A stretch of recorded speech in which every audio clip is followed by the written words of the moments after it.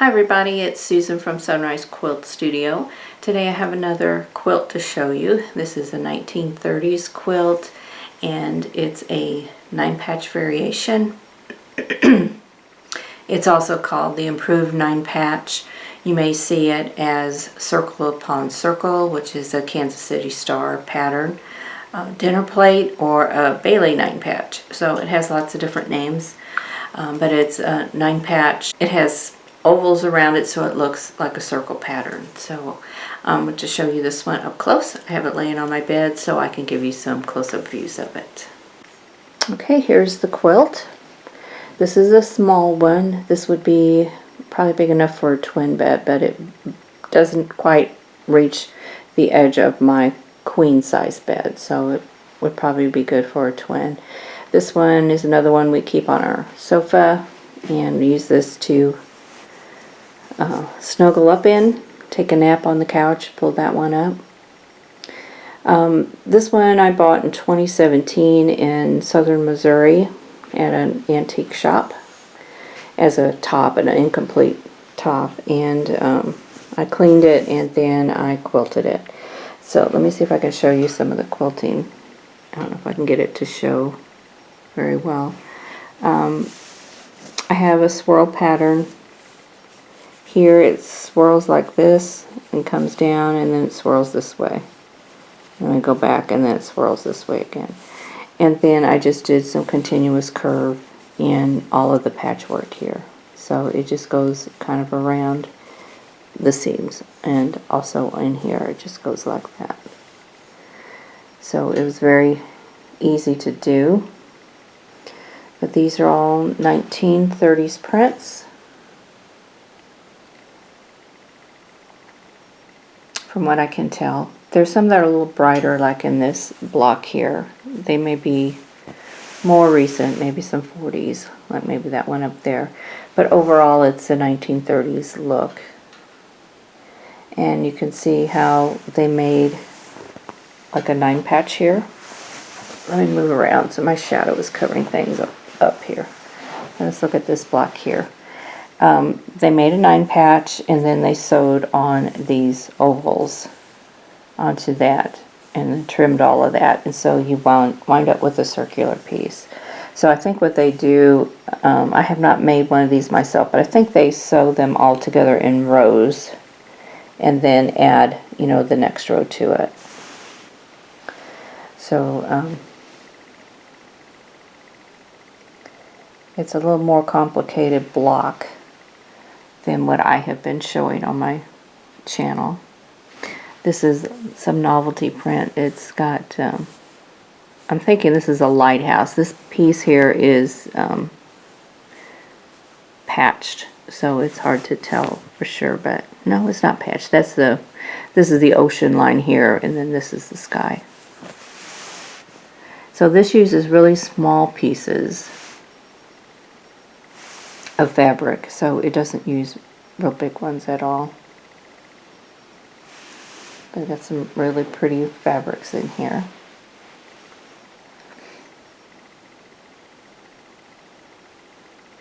Now in let's see, I got this quilt in 2017, quilted it up.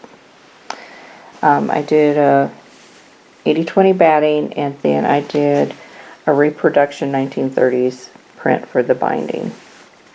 And it does have a scalloped edge, but this really isn't difficult to do. And I do have a video on how I did these kind of bindings, because I have several quilts that have the scalloped edge.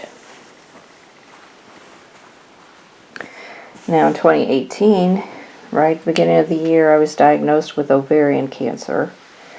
And I went through 3 surgeries and then 6 months of chemotherapy. And all of that made me extremely weak. I had not much strength, and I had no stamina. And I managed to work at my job through all of that, but I had to make short days. I wasn't able to work a full 8-hour day anymore. And I come home from work about 1 1 or 2 o'clock, somewhere between there.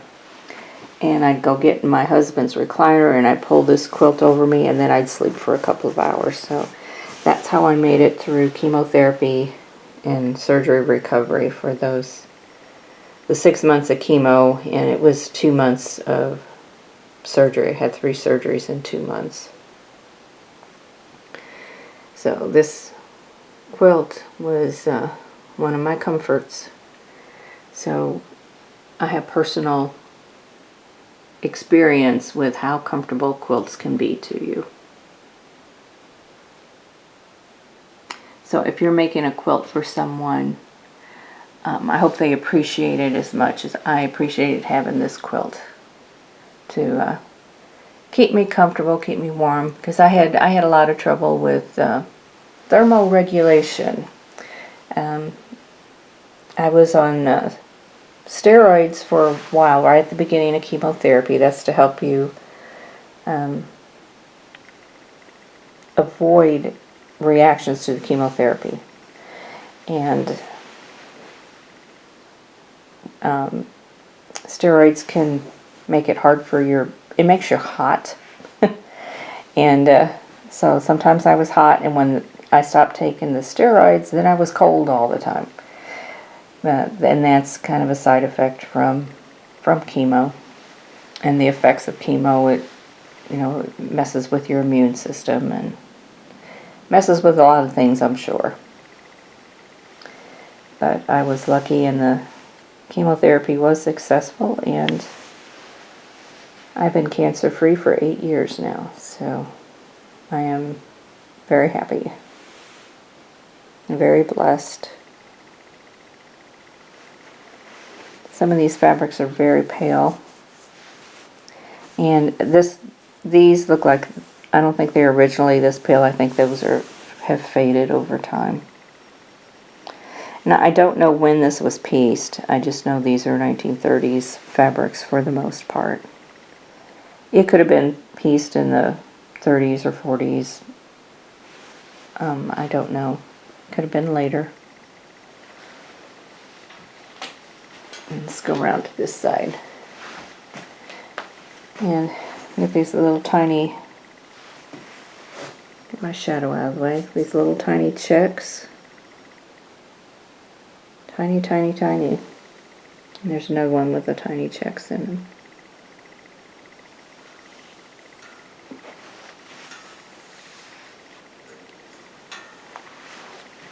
And some stripes. And these, trying to avoid my shadow here. Let's see the circles and the diamonds in those.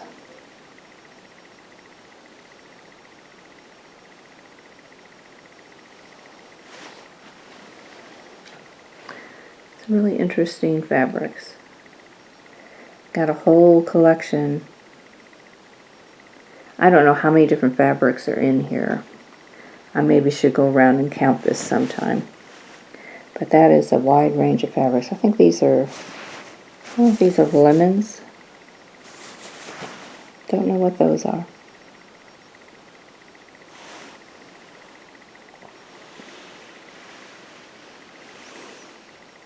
Okay, one thing about vintage quilts is sometimes the piecing will unravel on you. This section is actually pretty good. There is a couple of sections where they're starting to unravel, like right in here. Now this quilt I have used a lot, and it's been washed several times. But this quilt is actually in pretty good shape. I have another one where the blocks are larger than this, and I'll show you that sometime in the future. I'm kind of showing you the quilts that I have out at the moment. Most of my quilts are packaged up, and they're stored downstairs in our basement right now. And they're in waterproof bags, so they're safe. We don't have a wet basement. Our basement is dry, so that's not a problem, but just being careful. And I'll get that out at some point. I'll get the rest of the quilts out and show those to you. And there is some areas that had stained, and the stains do not come out. And I didn't do anything to remove the stains other than just washing the quilt. You know, I didn't try a bleach pen or anything like that on the fabrics. So these fabrics in the background, it's just a white cotton fabric. It could be muslin, but if it is, it's a very fine muslin. So I'm not thinking that it's muslin. I think it's just a white cotton fabric. And sometimes you will find quilts that they have polyester fabrics in them.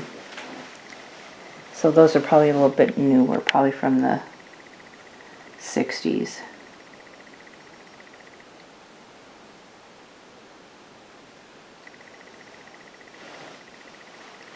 So lots of pretty colors. Some polka dots.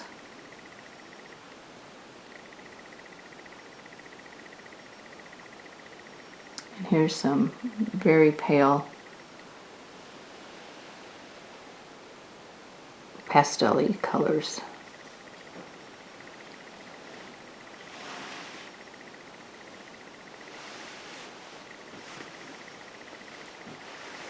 So every quilt has a story. It may not be an elaborate story, it may not be a long story, but it has something of a story. And I'm sure this one had a story before I obtained the quilt top. So there's more to this quilt than what I have, and what I've been able to tell you. Let me show you the backing. It's just, this is an unbleached muslin, or no, this is a bleached muslin. It's not showing up very well. Can't see the quilting very well because the thread color is the same as the backing. And using solids or bleached muslin in the back of a quilt is one of my cost-saving tips for when you're quilting. It's because quilting is expensive. It can be, and that's one way to kind of save. Okay, a couple of blocks here that have some issues. This one, the fabric is deteriorating here. These three pieces are fine, but this one is deteriorating, and you can see the 80-20 batting underneath it.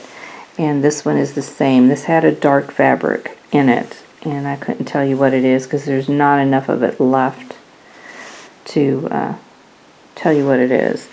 And then these dark fabrics here are starting to deteriorate too. You can see little places where it's separating right in here and in here, also over here. So I think these darker fabrics have more problems than the light fabrics. And this piece also, this block, these are starting to just, they're thin. These fabrics are thin, and I don't know if they come off the bolt that thin or if these are scraps from clothing that has been worn. It's hard to tell. So that could be the case. Okay, here's where it's, this one is separated at the seam, there and here.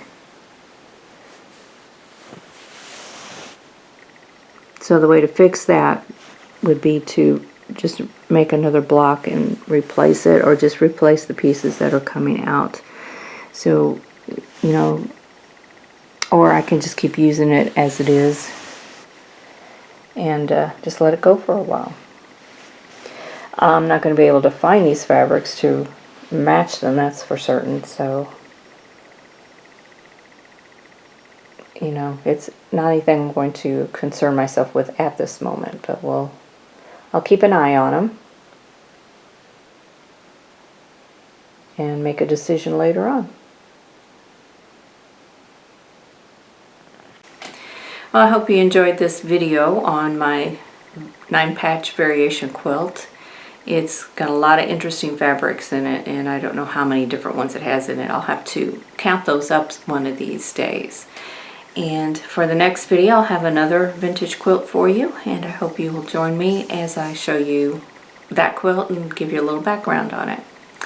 So I hope you're all doing well, and I'll see you in the next video. Thanks for watching. For more quilting ideas, click on the video links, and to keep up with my latest projects, click on the subscribe button. I hope to see you again soon.